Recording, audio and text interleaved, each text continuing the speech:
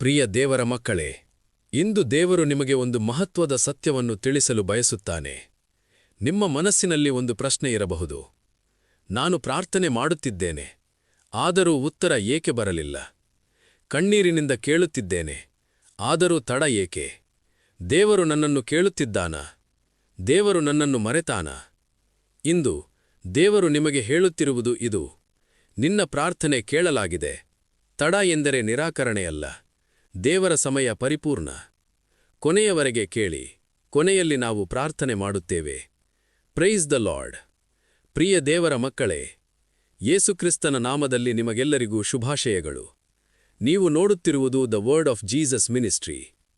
ಇದೀಗ ದೇವರ ವಾಕ್ಯವನ್ನು ಓದೋಣ. ದಾನಿಯೇಲು 10:12 ಹೀಗೆ ಹೇಳುತ್ತದೆ: ಭಯಪಡಬೇಡ ದಾನಿಯೇಲೇ, ನೀನು ಮೊದಲ ದಿನದಿಂದಲೇ ನಿನ್ನ ಹೃದಯವನ್ನು ದೀನಪಡಿಸಿಕೊಂಡು ಜ್ಞಾನವನ್ನು ಪಡೆಯಲು ಪ್ರಯತ್ನಿಸಿದಾಗ ನಿನ್ನ ಮಾತುಗಳು ಕೇಳಲ್ಪಟ್ಟವು. ದೇವರು ಹೇಳುತ್ತಿರುವುದು ಏನು? ಮೊದಲ ದಿನದಿಂದಲೇ ನಿನ್ನ ಪ್ರಾರ್ಥನೆ ಕೇಳಲ್ಪಟ್ಟಿದೆ.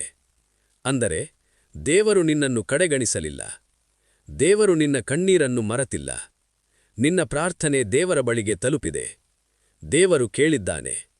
ಆದರೆ ಪ್ರಶ್ನೆ ಬರುತ್ತದೆ, ಆಗ ಇನ್ನೂ ತಡ ಏಕೆ? ಅದರ ಉತ್ತರ ದಾನಿಯೇಲು 10:13ರಲ್ಲಿದೆ. ಪರ್ಷಿಯಾ ರಾಜ್ಯದ ಅಧಿಪತಿ 21 ದಿನಗಳು ನನಗೆ ಎದುರಾಗಿ ನಿಂತನು. ಇದು ನಮಗೆ ಕಲಿಸುವ ಸತ್ಯ. ಕೆಲವೊಮ್ಮೆ ಉತ್ತರ ತಡವಾಗಲು ಕಾರಣ ನಮಗೆ ಕಾಣದ ಆತ್ಮಿಕ ಹೋರಾಟ. ದೇವರು ಕೆಲಸ ನಿಲ್ಲಿಸಿಲ್ಲ. ದೇವರು ನಿನ್ನನ್ನು ಬಿಟ್ಟಿಲ್ಲ. ಆದರೆ ಶತ್ರು ನಿನ್ನ ಆಶೀರ್ವಾದವನ್ನು ತಡೆಯಲು ಪ್ರಯತ್ನಿಸುತ್ತಾನೆ. ನೆನಪಿಡಿ, ತಡ ಎಂದರೆ ದೇವರು ಇಲ್ಲ ಎಂದಲ್ಲ. ದೇವರ ಉತ್ತರ ಬರುತ್ತಿದೆ. ದೇವರು ಕೆಲವೊಮ್ಮೆ ತಕ್ಷಣ ಕೊಡದ ಕಾರಣಗಳು: ನಿನ್ನ ಮನಸ್ಸು ಬಲವಾಗಬೇಕು, ನಿನ್ನ ನಂಬಿಕೆ ಬೆಳೆಯಬೇಕು, ನಿನ್ನ ಜೀವನ ಸಿದ್ಧವಾಗಬೇಕು. ದೇವರು ಸರಿಯಾದ ಸಮಯವನ್ನು ಆರಿಸುತ್ತಾನೆ. ದೇವರು ನಿನಗೆ ಉತ್ತಮದನ್ನು ಕೊಡುತ್ತಾನೆ. ಇದೀಗ ಒಂದು ಹೊಸ ಚಿಕ್ಕ ಕಥೆ. ಒಂದು ಯುವತಿ ಪ್ರತಿದಿನ ತನ್ನ ಕುಟುಂಬಕ್ಕಾಗಿ ಪ್ರಾರ್ಥನೆ ಮಾಡುತ್ತಿದ್ದಳು. ಮನೆಯೆಲ್ಲ ಅಪಾರ್ಥಗಳು, ಒತ್ತಡ, ನೋವು ಹೆಚ್ಚಾಗಿತ್ತು. ಅವಳು ದೇವರನ್ನು ಹೀಗೆ ಬೇಡಿಕೊಳ್ಳುತ್ತಿದ್ದಳು: ಪ್ರಭು, ನನ್ನ ಮನೆಯೆಲ್ಲ ಮತ್ತೆ ಶಾಂತಿ ತರೋ.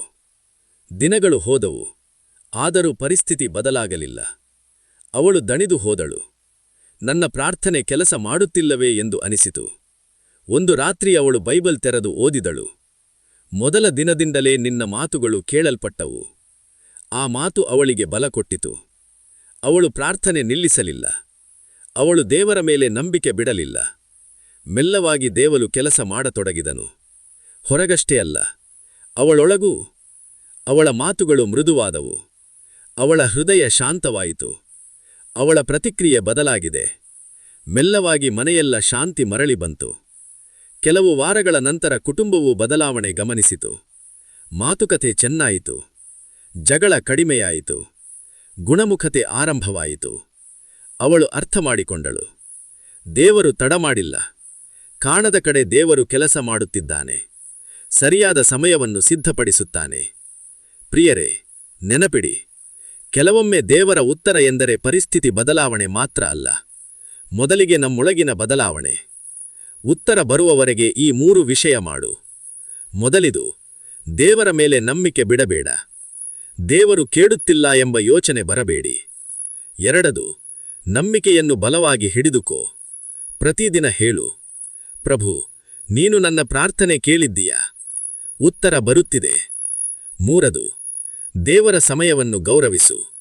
ದೇವರು ಕೊಡುವುದು ಸ್ಥಿರ ಆಶೀರ್ವಾದ. ಇದೀಗ ಒಂದು ಹೊಸ ಚಿಕ್ಕ ಕಥೆ. ಇಂದು ದೇವರು ಹೇಳುತ್ತಿರುವುದು ಇದು: ನಿನ್ನ ಪ್ರಾರ್ಥನೆ ವ್ಯರ್ಥವಾಗಿಲ್ಲ. ನಿನ್ನ ಕಣ್ಣೀರು ವ್ಯರ್ಥವಾಗಿಲ್ಲ. ನಿನ್ನ ಕಾಯುವಿಕೆ ವ್ಯರ್ಥವಾಗಿಲ್ಲ. ದೇವರು ಕೆಲಸ ಮಾಡುತ್ತಿದ್ದಾನೆ. ದೇವರು ಮಾರ್ಗ ಮಾಡುತ್ತಿದ್ದಾನೆ. ಉತ್ತರ ಹತ್ತಿರವಿದೆ. ಪ್ರಾರ್ಥನೆಗೆ ಮೊದಲು ಒಂದು ಮಾತು. ನಿಮ್ಮ ಕಾಮೆಂಟ್ಗಳನ್ನು, ನಿಮ್ಮ ಪ್ರಾರ್ಥನಾ ವಿನಂತಿಗಳನ್ನು ನಾವು ನೋಡುತ್ತಿದ್ದೇವೆ. ನಾವು ನಿಮ್ಮ ಪ್ರತಿಯೊಬ್ಬರಿಗೂ ಪ್ರಾರ್ಥನೆ ಮಾಡುತ್ತಿದ್ದೇವೆ. ನಿಮಗೆ ಯಾವುದೇ ಪ್ರಾರ್ಥನಾ ವಿನಂತಿ ಇದ್ದರೆ ಕಾಮೆಂಟ್ನಲ್ಲಿ ಬರೆಯಿರಿ. ಈಗ ಪ್ರಾರ್ಥನೆ ಮಾಡೋಣ. ಪ್ರಭುವಾದ ಯೇಸುವೆ, ಈ ಸಂದೇಶವನ್ನು ಕೇಳುತ್ತಿರುವ ಪ್ರತಿಯೊಬ್ಬರನ್ನೂ ನಿನ್ನ ಕೈಗಳಲ್ಲಿ ಇಡುತ್ತೇನೆ. ತಡದಿಂದ ನಿರಾಶರಾಗಿರುವವರಿಗೆ ಬಲ ನೀಡು. ನನ್ನ ಪ್ರಾರ್ಥನೆ ಕೇಳಲಿಲ್ಲ ಎಂದು ನೋವು ಪಡುವವರಿಗೆ ನಂಬಿಕೆ ನೀಡು. ದಾನಿಯೇಲು 10:12 ಪ್ರಕಾರ ಮೊದಲ ದಿನದಿಂದಲೇ ಕೇಳಲಾಗಿದೆ ಎಂಬ ನಂಬಿಕೆ ಅವರಲ್ಲಿ ಬಲವಾಗಲಿ. ಆತ್ಮಿಕ ಅಡ್ಡಿಗಳು ಮುರಿಯಲಿ. ಸರಿಯಾದ ಸಮಯದಲ್ಲಿ ಉತ್ತರ ಬರಲಿ. ಮನೆಯಲ್ಲಿ ಶಾಂತಿ ಇರಲಿ. ಮನಸ್ಸಿಗೆ ಧೈರ್ಯ ಬರಲಿ. ಭವಿಷ್ಯಕ್ಕೆ ನಿನ್ನ ಕೈ ಇರಲಿ. ಯೇಸು ನಾಮದಲ್ಲಿ ಪ್ರಾರ್ಥಿಸುತ್ತೇವೆ ತಂದೆಯೇ, ಆಮೇನ್. ಪ್ರಿಯರೇ, ನೆನಪಿಡಿ, ತಡ ಇದ್ದರೂ ದೇವರು ಕೆಲಸ ಮಾಡುತ್ತಿದ್ದಾನೆ. ಉತ್ತರ ಖಂಡಿತ ಬರುತ್ತದೆ. ಈ ಸಂದೇಶ ಆಶೀರ್ವಾದವಾಗಿದ್ದರೆ the Word of Jesus Ministry subscribe ಮಾಡಿ. Praise the lord.